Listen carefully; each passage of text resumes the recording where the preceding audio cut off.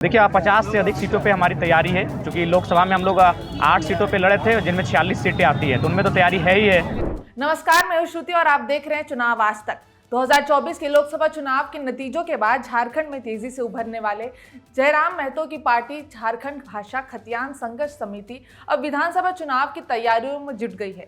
रविवार को धनबाद में जेबीकेएसएस का केंद्रीय महासम्मेलन हुआ, जिसमें विधानसभा चुनाव के लिए पार्टी की रणनीति पर चर्चा हुई। महासम्मेलन में पार्टी के सभी पदाधिकारी शामिल थे। बैठक में लोकसभा चुनाव में पार्टी के प्रदर्शन की समीक्षा भी की गई। बैठक के बाद पार्टी सुप्रीमो जयराम महतो ने बताया कि उनकी पार्टी विधानसभा चुनाव में 50 से ज्यादा सीटों पर अपने उम्मीदवार उतारेगी। उत्तरी छोटा नागपुर की सभी 25 सीटों पर उम्मीदवार उतारने की घोषणा जयराम महतो ने की है।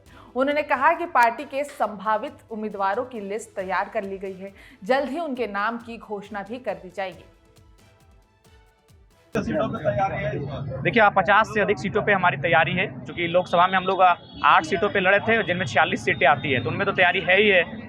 हर एक क्षेत्रों में हमारे कैडर हैं, कम हैं, कहीं अधिक हैं, और विधानसभा चुनाव के नज़दीक जाते जाते उनकी संख्या में इजाफा होगा, दुगनी होगी, तिगुनी होगी, तो उन सीटों पे लड़ेंगे। उसके अलावा 2-4 विधानसभा लोकसभा छूटे थे, उन सीटों पे भी हम लोग चुनाव लड़ेंगे। तो इसलिए थोड़ा सा मैंने साधन संसाधन की कमी, समय का अभाव रहा। अगर समय और 10 दिन मिलता तो गिरिडीह लोकसभा हम चुनाव जीत जाते, ये मेरा विश्वास है। जो लोकसभा के चुनाव लड़े हैं वो क्या विधानसभा उतरेंगे?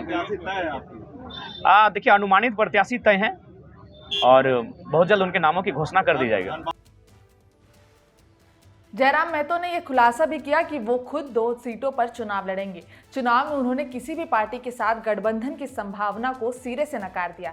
जयराम महतो ने यह जरूर कहा कि चुनाव के बाद वे उस पार्टी का समर्थन करने पर विचार करेंगे जो सूबे के विकास की गारंटी दे।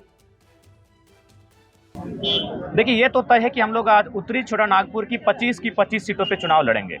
जो 7 जिला उत्तरी छोटा नागपुर पे आते हैं, उन तमाम जो 25 सीटें आती हैं, उन 25 सीटों पे हम लोग विधानसभा का चुनाव लड़ेंगे। उन सीटों पे कहीं किंतु परंतु कुछ भी नहीं है। और बाकी गठबंधन भी आप लोग करेंगे क्या? नहीं, गठबंधन नहीं करेंगे। हम लोग अपने दल के आधार पे चुनाव लड़ेंगे। हम लोग किसी गठबंधन के छत्र छाया में चुनाव लड़ने नहीं जा रहे हैं। जयराम जी, विधानसभा चुनाव के बाद अगर जरूरत पड़ी तो आप किस खेमे में जाना पसंद देखिए हम लोग एनडीए या इंडिया? देखिए सबसे पहली बात है कि मैंने बार बार कहा कि जो राज्य के हिसाब के बारे में सोचेगा, जो पेन पेपर में राज्य के विषय को लिख कर देगा, सोचा जाएगा। नहीं तो हम लोग विपक्ष में बेहतर मजबूती के साथ विपक्षी भूमिका में रहेंगे और आगे के भविष्य के लिए संघर्ष करेंगे। विधानसभा चुनाव के लिए पार्टी की रणनीति का खुलासा करते हुए जयराम महतो ने कहा कि लोकसभा चुनाव के दौरान पार्टी के पास कैडर की कमी थी। सिर्फ इमोशन के आधार पर चुनाव लड़ा गया।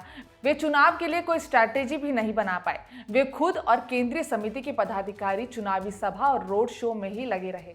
बूथ मैनेजमेंट पर ध्यान भी नहीं रखा जा सका। लेकिन इस बार परिस्थितियां अलग है। जयराम महतो खुद पूरे राज्य में घूम घूम कर संगठन का विस्तार करने में लगे हुए हैं। स्थानीय मुद्दों को उठाकर वे पार्टी की जड़ें मजबूत करने की कोशिश कर रहे हैं। जेबीकेएसएस की तैयारियों को देखकर लगता है कि विधानसभा चुनाव में वह सत्तारूढ़ इंडिया और विपक्षी एनडीए दोनों गठबंधन के लिए कड़ी चुनौती पेश कर सकते हैं। अब देखना ये होगा कि जयराम महतो की कोशिशें कितनी कारगर साबित होंगी। उम्मीद है आपको हमारा ये वीडियो पसंद आया हो। अगर वीडियो पसंद आया हो तो हमारे इस वीडियो को लाइक करें, साथ ही चैनल को सब्सक्राइब करना ना भूलें। फिलहाल मुझे दीजिए इजाजत। नमस्कार।